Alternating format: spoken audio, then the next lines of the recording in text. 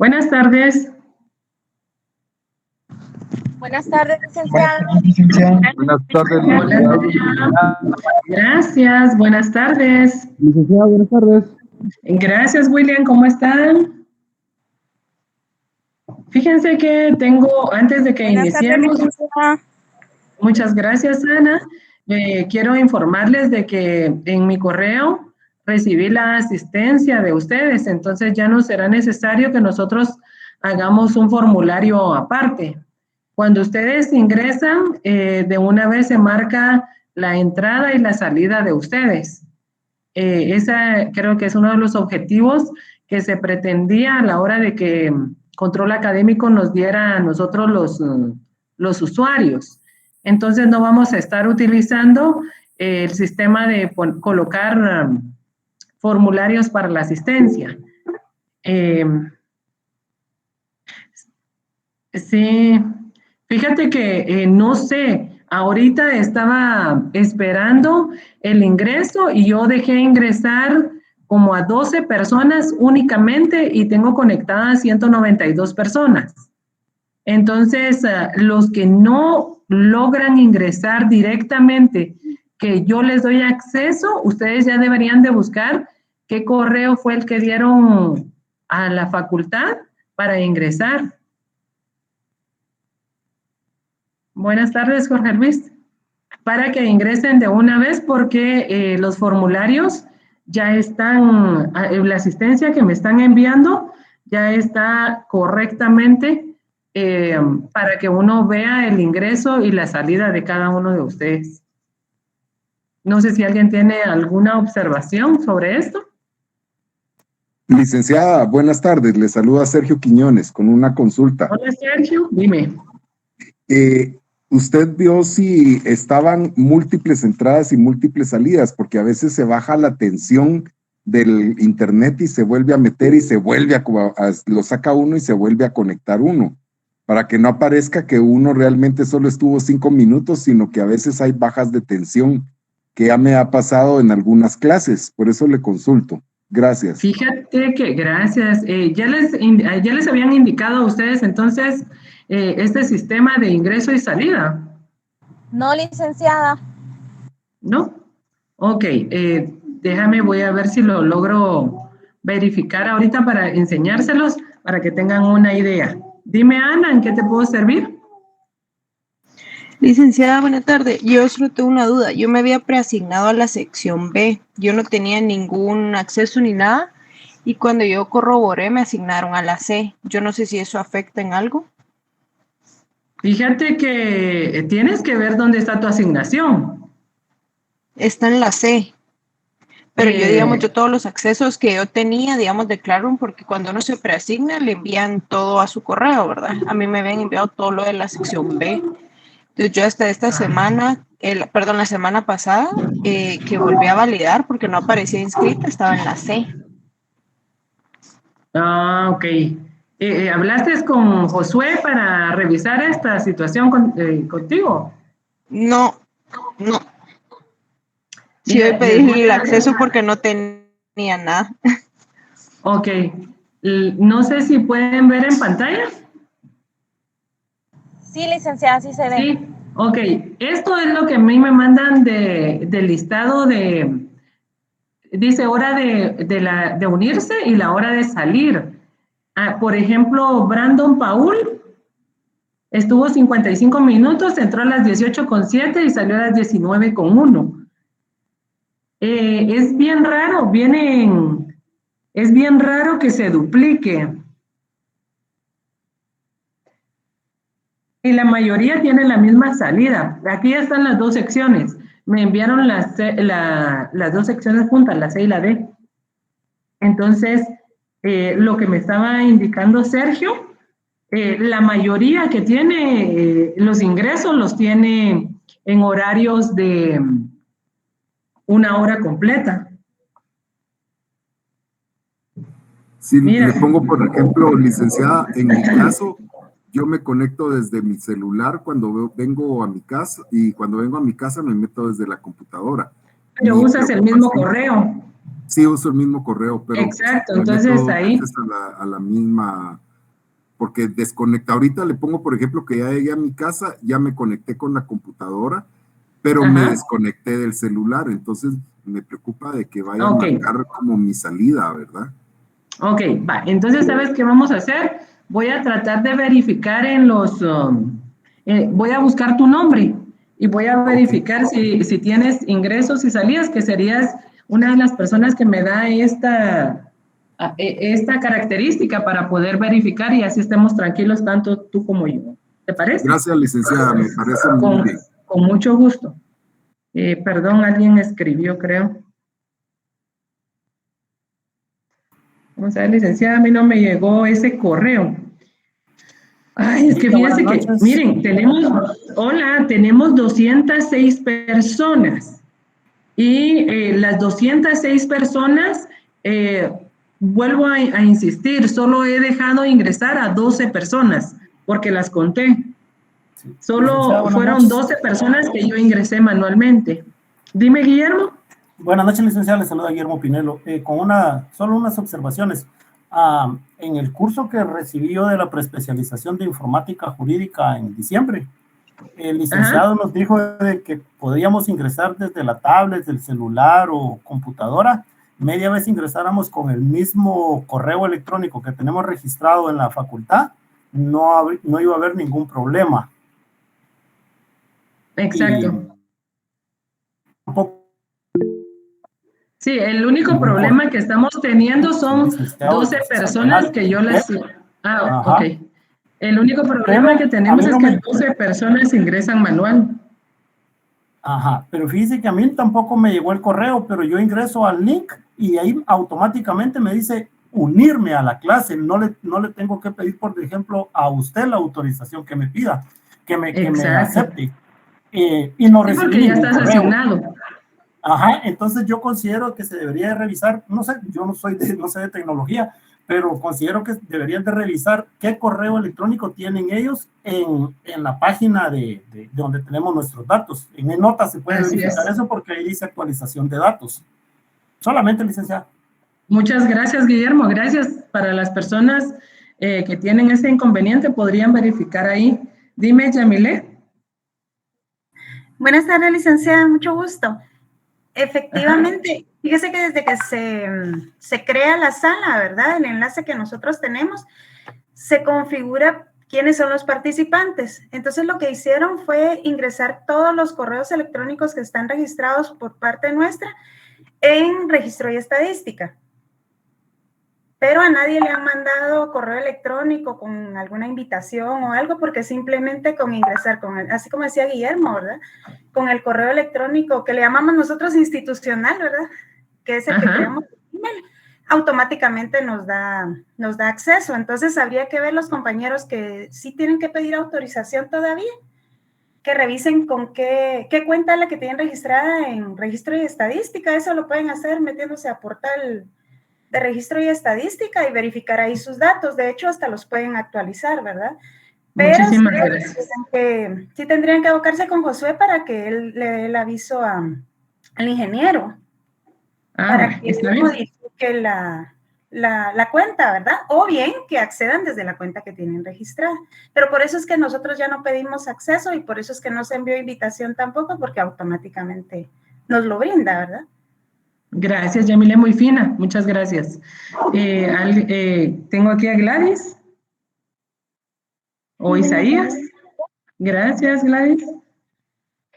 Yo solo para decirle que yo me meto desde 2 dispositivos porque mi compu no tiene micrófono, pero a mí se me hace mejor estar en la compu.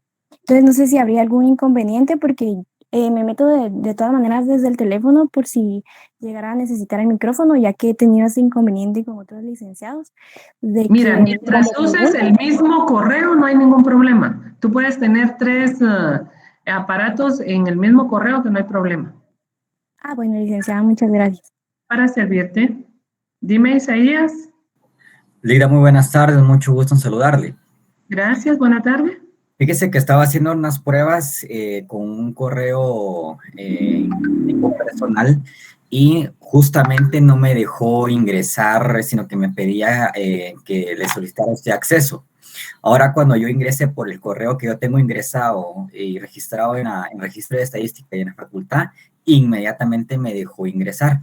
Entonces sería que revisen los compañeros exactamente como lo que decían anteriormente, qué tipo de correo tienen logueado. Y otra de las cosas, usted puede ingresar con el correo que tiene registrado en registro de estadística en cualquier dispositivo. Toda vez siempre sea el mismo correo que siempre le va a registrar el primer ingreso y la última salida. Solo eso, Linda. Ok, muchísimas gracias, Isaías. Entonces, a las personas, por favor, que están ingresando manual, hagamos una actualización de los datos para poder ingresar y no haya ningún problema. Así que todos podemos ingresar inmediatamente. ¿Alguien más que tenga una? Cintia, dime. Cintia y Francisco.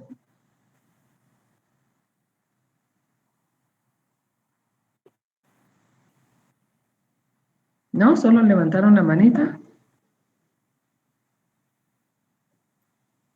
Ah, sí, sí, claro. La que vamos a ver el día de hoy, esta presentación, ya es de segundo de administrativo. Las anteriores eran únicamente para que ustedes tuvieran una retroalimentación del curso anterior, ¿verdad? Que es prácticamente algo que nos va a servir. Terminamos con lo que eran las partes de la Constitución. Y ¿alguien me quisiera ayudar con lo de las partes de la Constitución? ¿Cuáles son? Licenciada, buenas tardes. Les saludo Guillermo Pinelo nuevamente. Yo tengo entendido que las partes de la Constitución es la dogmática, la orgánica y la práctica. Aunado a eso, cuenta con 5 artículos pétreos, los cuales no son reformables. Ok, muchísimas gracias. Y aquí está Shirley Rodríguez. Los artículos de la dogmática es del 1 al 139, de la orgánica es del 140 al 262 y la práctica del 263 al 281. Ok, muchísimas gracias, Guillermo. Gracias por la información. Dime, José David.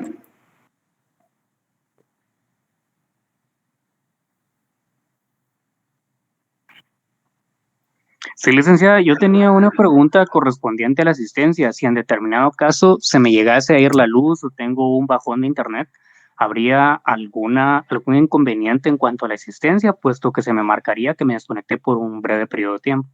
Nos escribes tú al WhatsApp y ahí ya está el auxiliar revisando constantemente para que no haya ningún problema. Muy bien, gracias. Para servirte, José.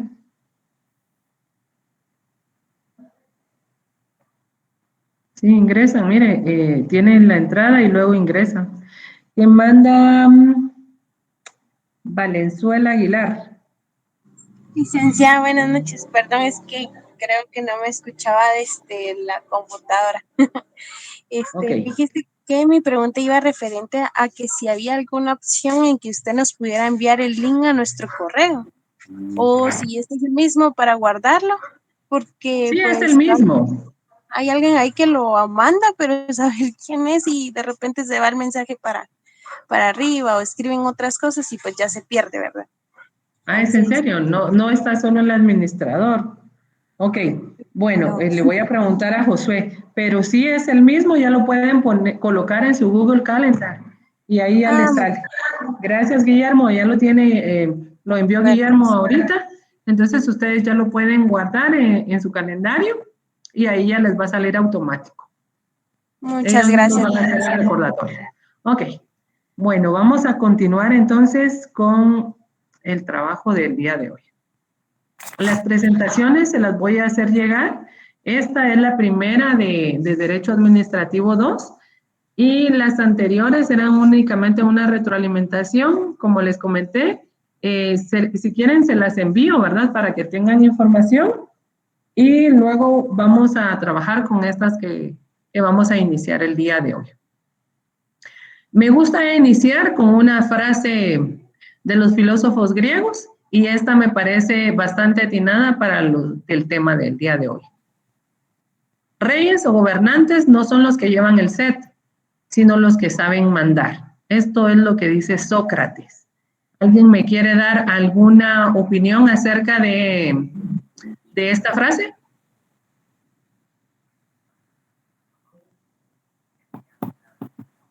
Pensemos en nuestros propios gobernantes.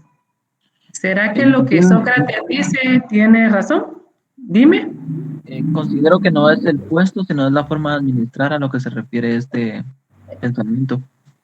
Exacto, exactamente. Ustedes no saben alguna de esas frases que muchas veces le dicen a los jefes. El jefe manda, aunque mande mal, sigue siendo el jefe, ¿verdad? Que manda, manda y punto. Entonces, esto es algo incongruente, ya que en derecho administrativo las personas saben utilizar cada una de las características para poder hacerlo. Muchas gracias por tu observación y tu análisis. Vamos a iniciar con la administración pública. Cuando estamos hablando de administración pública, lo primero que se nos viene a la mente, ¿qué es? Que use auriculares. Ya me duelen los oídos. Esos son míos. Ay, disculpe, licenciada. Consuelo, se activó tu micrófono. Gracias. Ok, muchas gracias. Para mí, la administración pública, administración, obviamente, ¿verdad? Organizar, planificar y pública, porque es del Estado. Ok. Cuando te dicen administración pública, se te ocurre algo del Estado. Muy bien, ¿alguien más?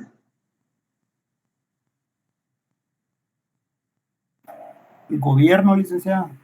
El gobierno, muy bien. Quiero hacer énfasis en una situación. Cuando nosotros vamos a escribir la palabra Estado, la vamos a utilizar con la letra mayúscula, por favor, porque si no estamos hablando de estados líquido, gaseoso, de alguna insolvencia, no estamos hablando del Estado en sí como un territorio, ¿ya? O es un poquito difícil ponerle atención cuando nosotros utilizamos la letra minúscula y queremos referirnos a esto. Entonces, cambia un poquito el significado cuando utilizamos la letra mayúscula.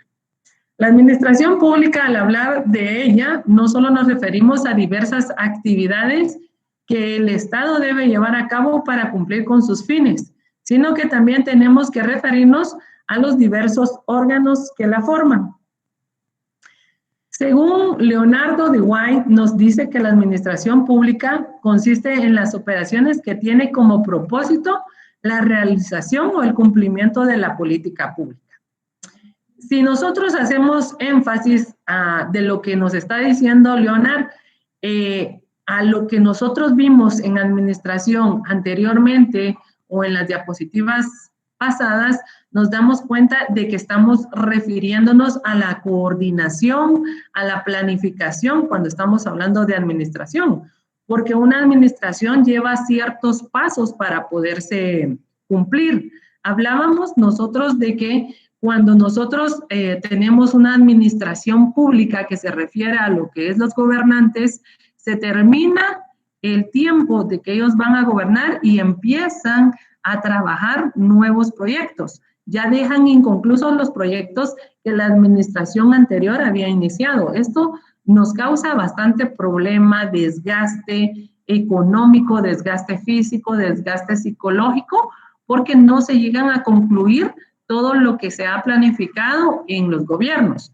Si ustedes ven cómo está plasmada la presentación del gobierno para que voten por ellos, es una belleza, pero únicamente se encuentra plasmado en una hoja, ya que a la hora de ejecutarlo necesita demasiados permisos, necesita realizar demasiados detalles o demasiados pasos para poder realizarse. Y casi siempre lo terminan haciendo en el último año de gobierno.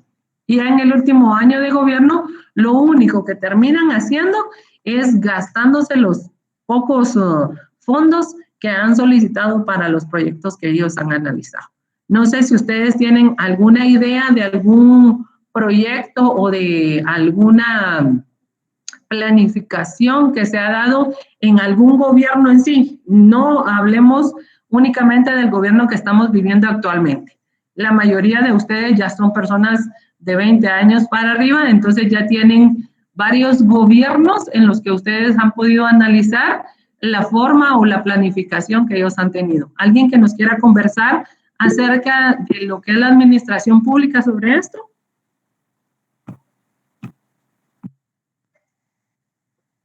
Un ejemplo, por favor. Buenas noches. Licenciada, buenas tardes. Buenas noches, si querés hablar vos, Ronnie, y después hablo yo. Gracias. Sergio, feliz noche. Buenas noches, Ligda. Podría ser, se me viene a la mente el gobierno de Álvaro Colón cuando hubo la transición con Otto Pérez Molina.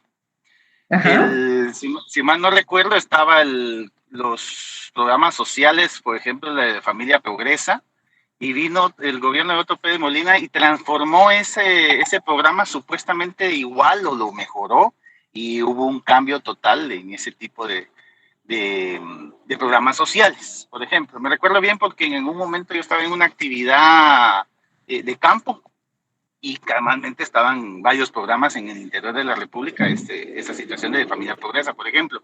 Adicionalmente, hubo una transición tributaria también, que ahí hubo un nuevo paquete fiscal, donde reformaron totalmente el ISR y se dividieron, incluso se rebajó la cuota de impuestos sobre la renta para las empresas de un 31 a un 25%, se eliminó la planilla para los asalariados y se volvió como un gasto deducible hasta de 600 quetzales. Antes estaba la planilla de sueldos, le descontaban el ISR a uno y lo recuperaba con la planilla del IVA a final de año. Ese es uno de los cambios entre gobiernos que para mí, por mi campo de trabajo, resalta mucho, y los paquetes sociales que se dieron en esa transición de gobierno. Puedo decirle entre tantos, ¿verdad, Ligda? Gracias. Muchísimas gracias, tienes toda la razón. Este es uno de los principales que a todos los guatemaltecos, al menos a los que siempre nos hacen por medio de una institución de quitarnos el ISR, ¿verdad? Presentábamos la planilla y nos lo devolvían siempre y cuando presentáramos la planilla y llegáramos al límite, porque claro, siempre tiene que haber un límite, ¿verdad? Pero ahora ya no se puede dar eso, aunque presentes lo que presentes no te devuelven nada. Y muchas gracias. ¿Alguien más? Licenciada, le vuelve a saludar Sergio Quiñones. Dime, Sergio. ¿Podríamos tomar como estos planes que usted menciona la creación, por ejemplo, del CATUM, el CATUM 2024, que era una planificación que contenía cómo querían que la ciudad se viera dentro de unos 20 años y que estaban ahí cuáles eran los cambios que se querían realizar para la ejecución de las políticas públicas y una actualización de todas esas políticas públicas? Sí, claro. De hecho, creo que son varios los propósitos y los objetivos que están aunados a eso, y creo que en el 2015 fue el último año donde hicieron una revisión y nuevamente lo van a hacer en el 2030. Cada 15 años van a revisar esos objetivos, que son objetivos que están trazados, pero no solo a nivel nacional, si esto es a nivel internacional también. Claro que Guatemala forma parte de esto y tienes toda la razón, no hay una continuidad porque esto se firmó hace años para que hubiera una evolución económica, tanto a nivel de economía, a nivel de salud, ayuda a todo el interior, a las áreas rurales, y esos objetivos no se están cumpliendo. Aquí de la Universidad de San Carlos hay varios jovencitos que trabajan en lo que es la Organización de los Estados Americanos. Y ellos como jóvenes tienen esta participación y ellos trabajan continuamente para darle seguimiento a todos estos objetivos. Es un programa muy bonito y yo conozco a varios que han trabajado de la Universidad de San Carlos. De hecho, tienen las secretarías, ellos a su cargo para poder realizar estos objetivos. Muchísimas gracias. Todo lo que tiene que ver con administración pública que se ha dejado de hacer o se hace de más en todos los gobiernos es bastante interesante y se dan cuenta que únicamente lo que necesitan es buscar información que ustedes han adquirido para poder propiciar una de las características de lo que se ha perdido de la administración pública. Muchísimas gracias. ¿Alguien más que quiera dar su opinión?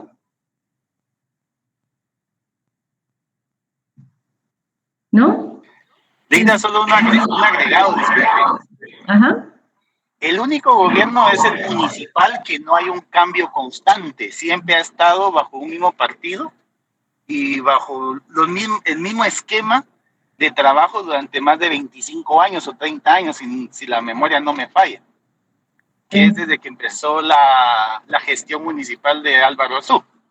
Así y hasta es. hoy que todavía sigue la tendencia. Solo como un agregado, es parte de la administración pública, lo mismo que la parte municipal. Gracias. Sí, fíjate que en el caso de la Municipalidad de Guatemala, cuando él pasó a ser presidente, no lo dejaron el gobierno de tener la misma tendencia, sino que siguió siendo la misma, ¿verdad?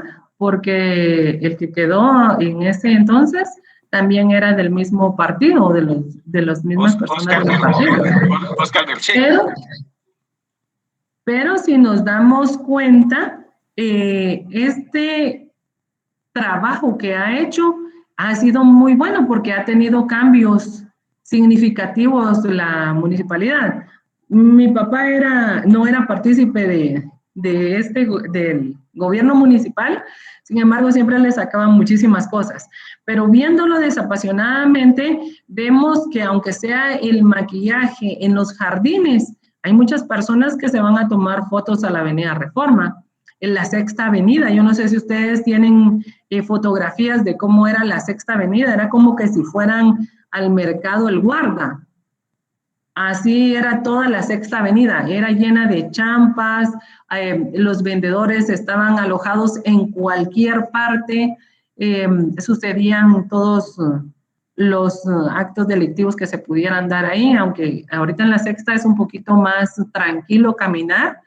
O sea, tiene demasiadas cosas buenas que ha hecho. Él decía que le gustaba, quería recobrar lo que era la tacita de plata que se dio en el gobierno de Jorge Ubico, donde no había basura en las calles.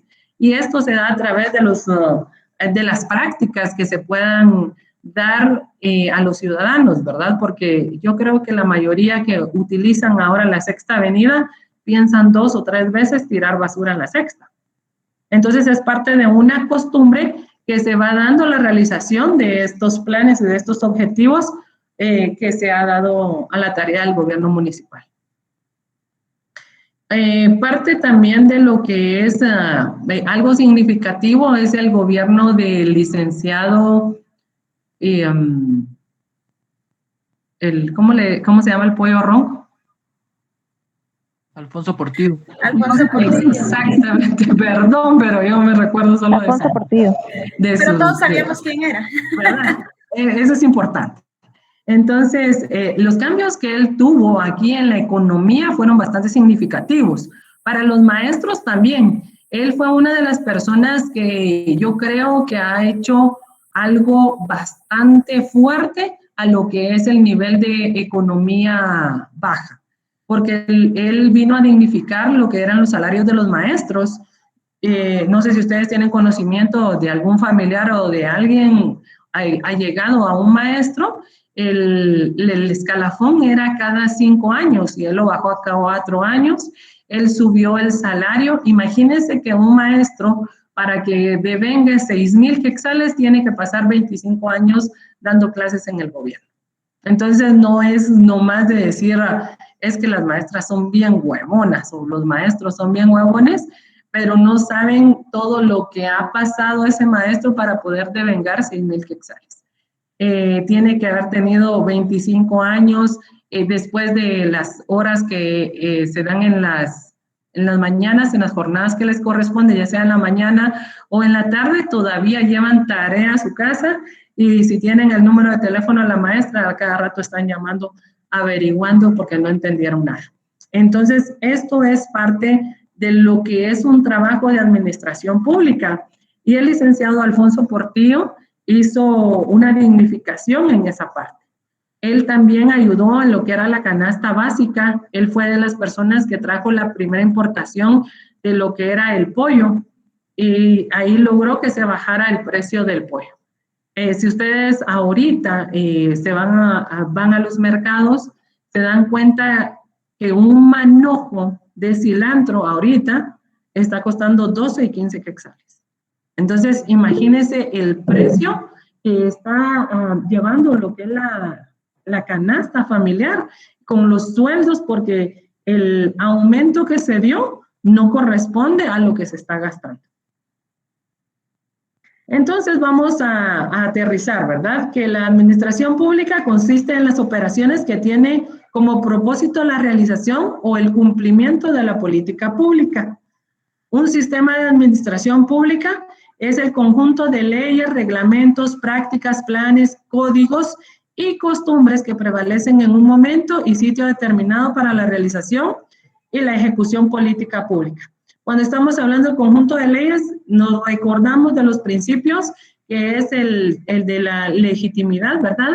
El principio, que si no está en ley, no existe. La administración pública, en un sentido amplio, podemos decir que es un sistema de gobierno. El sistema político, el conjunto de manifestaciones de conducta humana que determina cómo se distribuye y ejerce la autoridad política y cómo se atienden los intereses políticos. Además, la administración pública es la ciencia que tiene que ver con el gobierno y que se ocupa principalmente de la rama ejecutiva, aunque evidentemente hay problemas que se relacionan con las ramas legislativa y judicial. Los elementos de la administración pública tenemos al factor humano. Luego tenemos a los elementos esenciales en la aplicación de la administración de las normas políticas, que es la planificación, administración de personal, organización de métodos, relación de las ramas ejecutivas con el público y las ramas legislativas y judiciales.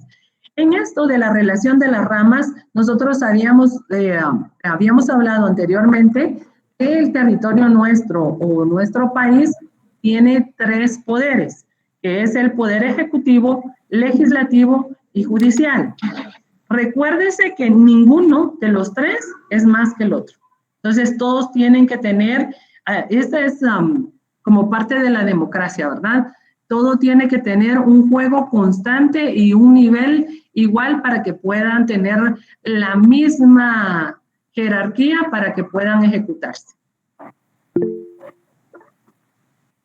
Tenemos, dime, Sergio. Licenciada, el caso de de que la Constitución maneja una especie de cuarto poder, que es la Corte de Constitucionalidad y las instituciones que miran por la prevalencia de los derechos humanos. Esas, ¿cómo podríamos encajarlas dentro del sistema de las 3 de los 3 poderes? Así es. Ok, fíjate que lo que pasa es que la Corte de Constitucionalidad es el cumplimiento de la Constitución. Entonces, no hay nada que nos pueda decir que está encima de ella. Cuando vamos, yo no sé si ustedes han visto las vistas públicas que se dan en público. En YouTube o en Facebook les salen y ustedes van a escuchar que cuando ellos van a revisar algún caso en concreto, ellos no logran sobrepasarse sobre eso. Claro que los convenios de los derechos humanos tienen que ser bien revisados para que no vaya a haber ninguna alteración o que se vayan a estar violando los derechos. Pero todo siempre va al margen de la Constitución, o sea, ahí no hay ningún pierde, o sea, no hay forma de que haya un cuarto poder. de esa manera visto, ¿verdad? Aunque realmente en nuestro país funcione como es el que dejamos. Exactamente. Pero es que si vamos a los peros y a los aunques, aquí en Guatemala, yo creo que lo que estamos estudiando no es funcional, ¿verdad? Todo lo que estamos viendo es parte de la doctrina que debería de existir en un mundo mágico. Sí, yo no sé si ustedes ya tuvieron la oportunidad de leer el libro de cuentos chinos.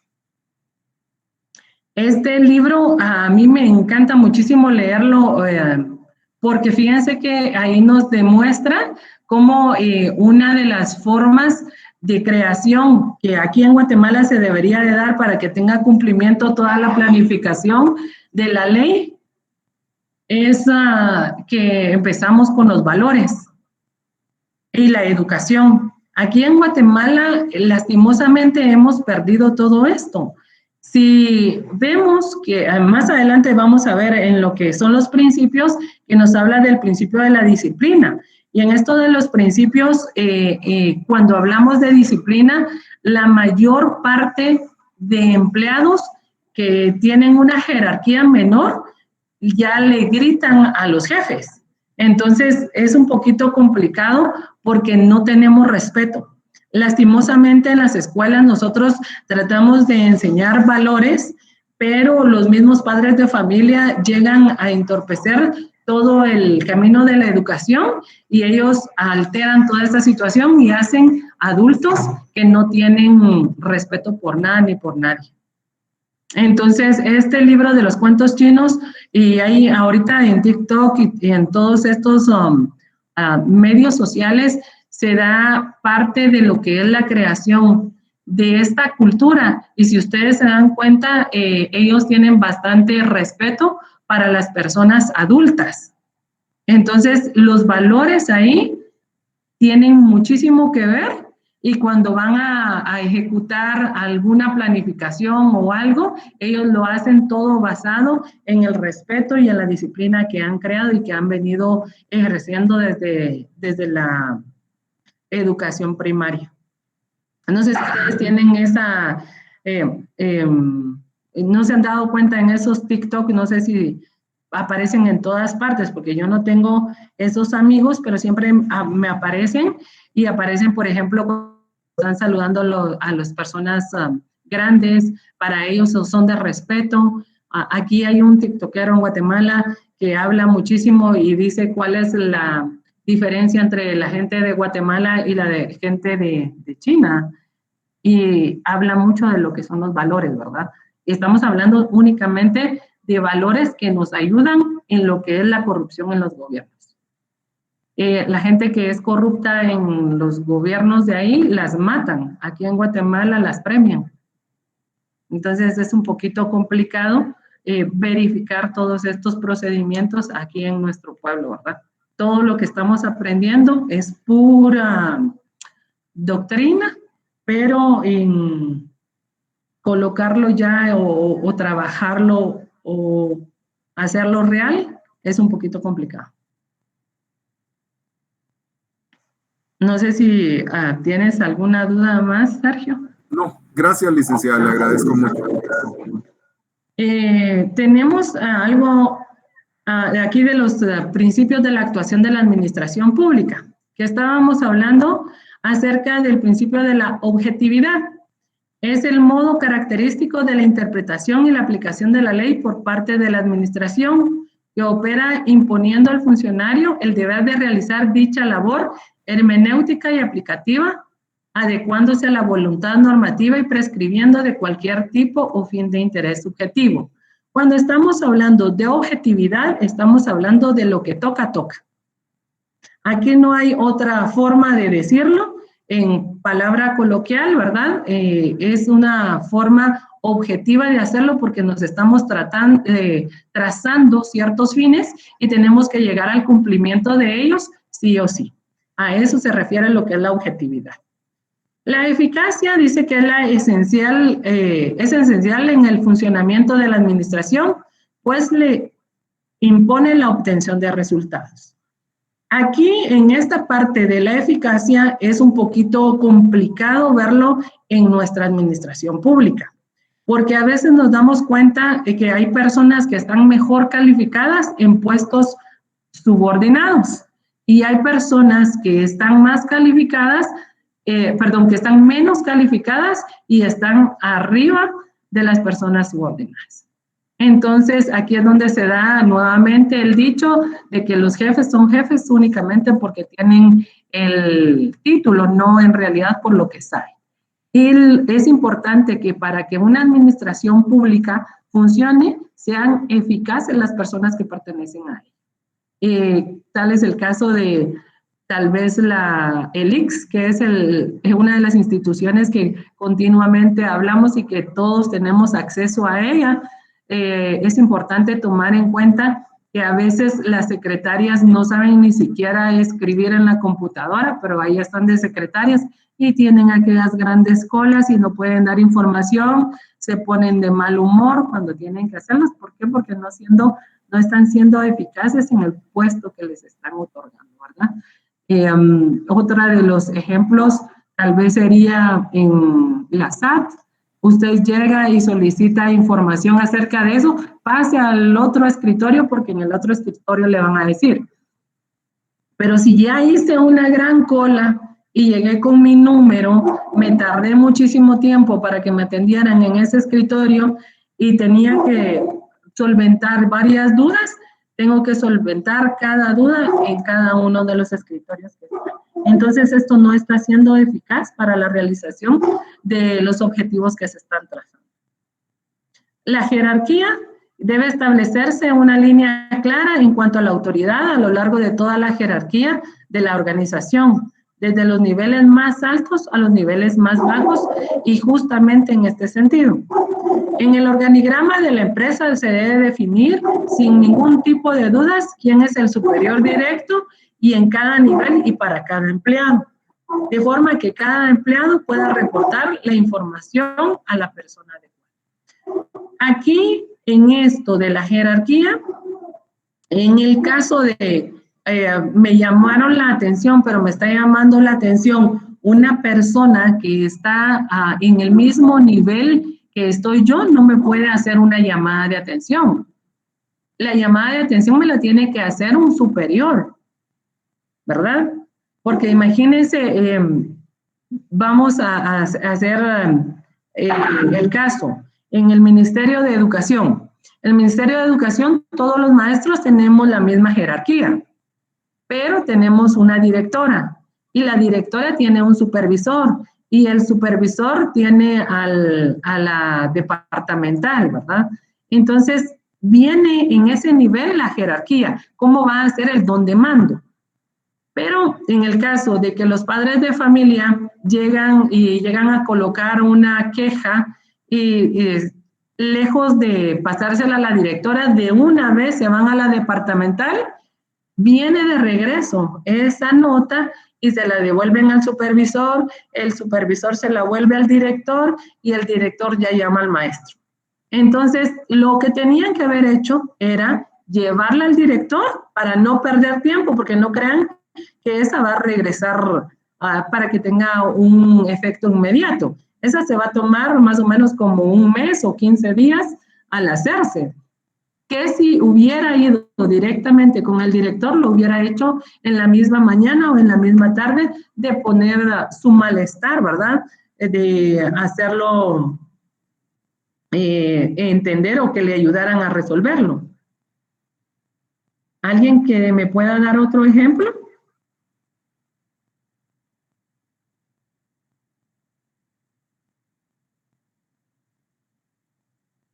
Licenciada, buenas noches. Gracias, buenas noches.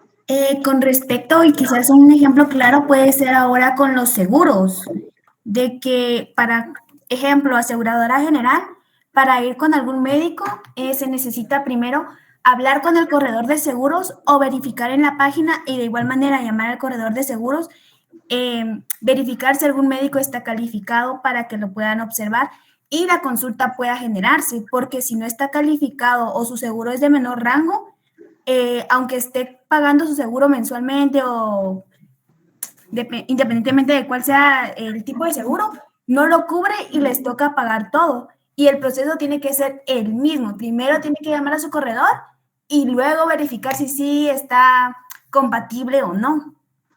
Exacto. Solo que ahí no sería ya de la administración pública, ¿verdad? Sino que esto sería en otros seguros.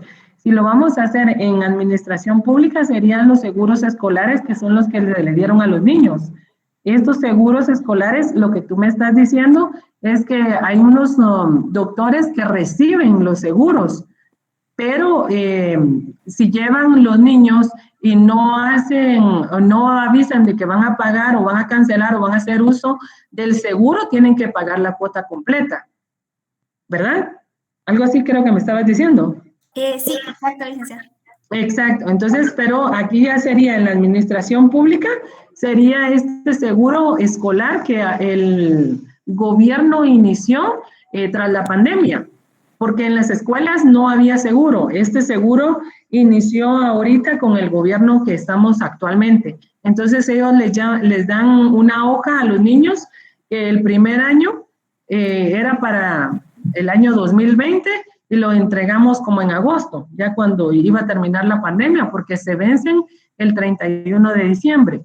Y nuevamente vuelve a tener ciertos pasos para poder llevarse a cabo. Entonces no es únicamente de hacer uso del uso, ¿verdad? Sino que en el uso de la jerarquía, se podría decir, aquí no marca tanto la jerarquía de la ineficacia, sino que se está marcando el uso que se debe de dar y dónde se debe decir. Lo que te debería de salir aquí en la de la jerarquía es a quién tengo que reclamarle yo.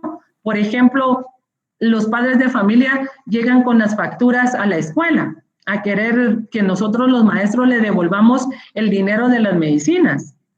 Pero nosotros no tendríamos por qué dárselo porque cuando les dimos el seguro, claramente en la parte de atrás del seguro están delimitados los lugares a donde ellos pueden llevar a los niños.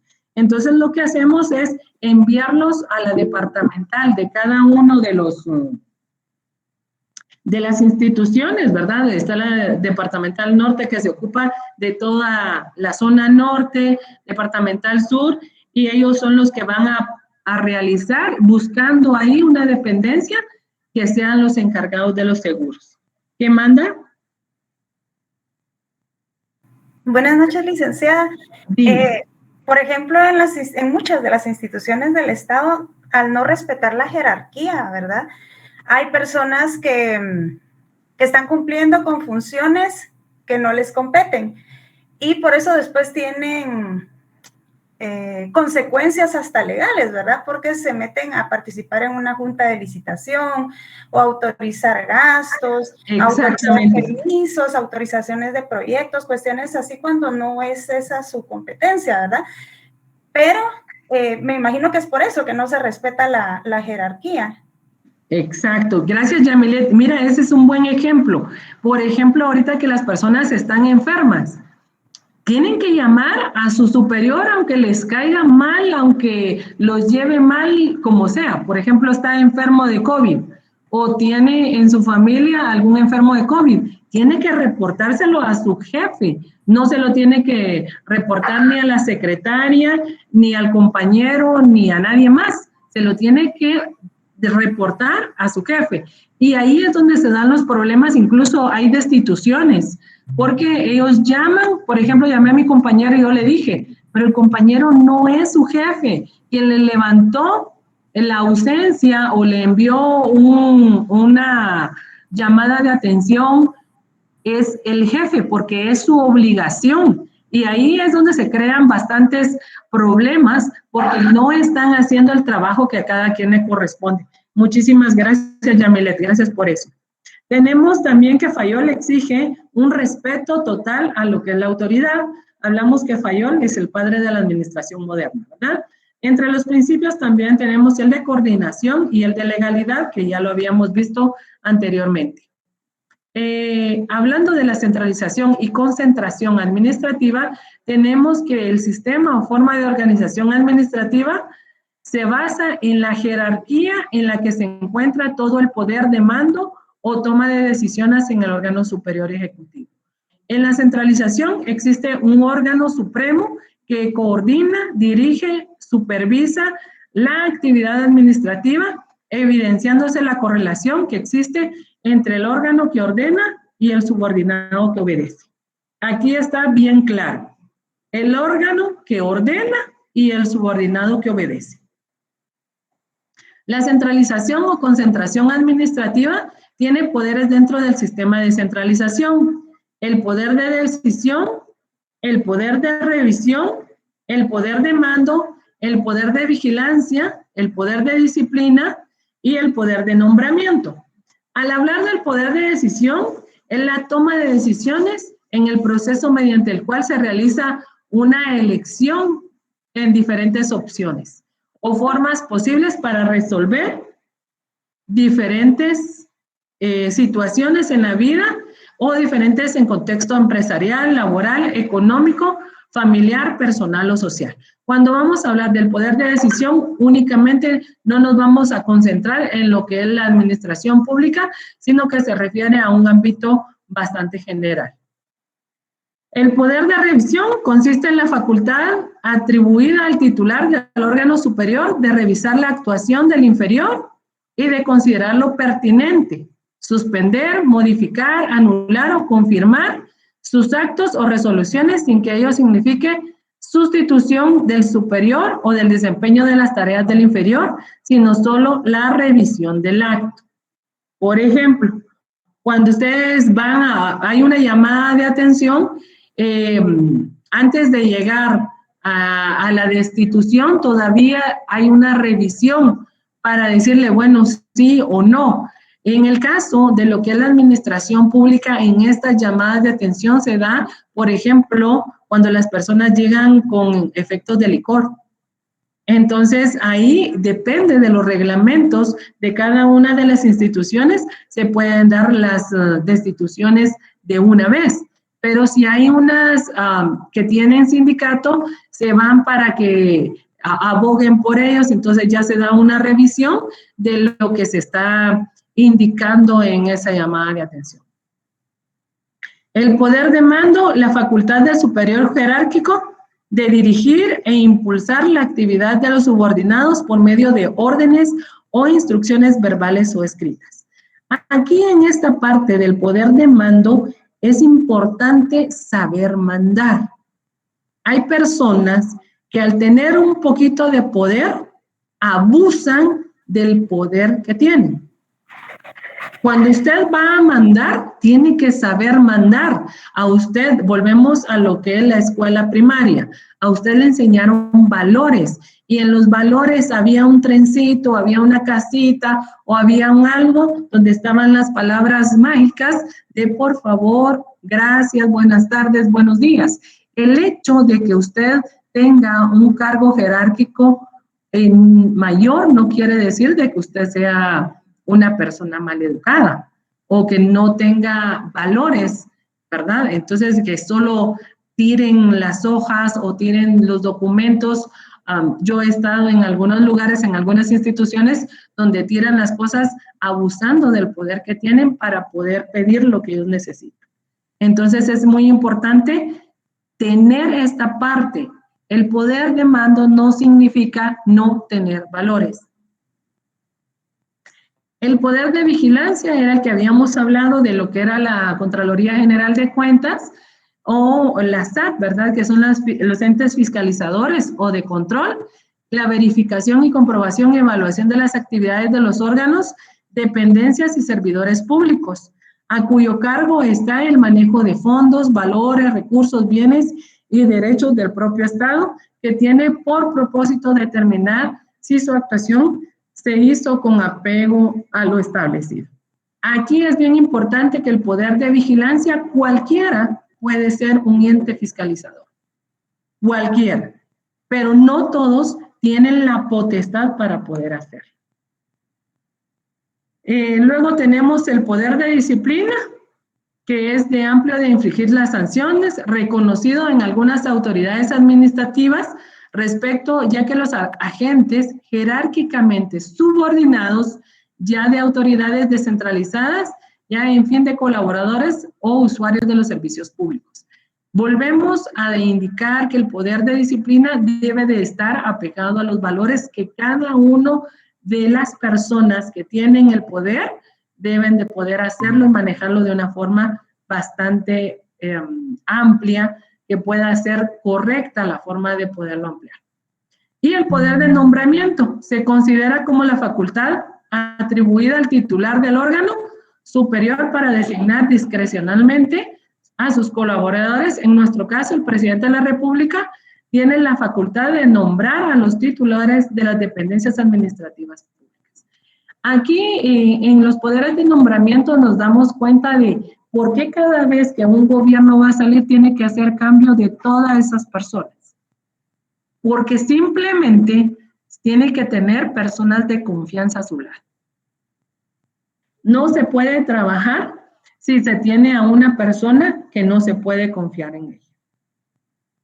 Esto lo vamos a terminar de discutir la próxima semana, el jueves. Y ya son las 7, tenemos una actividad que vamos a subir, que la vamos a tener únicamente impresa. Vamos a buscar el organigrama de la ONSEC y lo vamos a imprimir para poderlo trabajar el próximo jueves. ¿Alguna pregunta? No, licenciada, gracias. No, licenciada, gracias.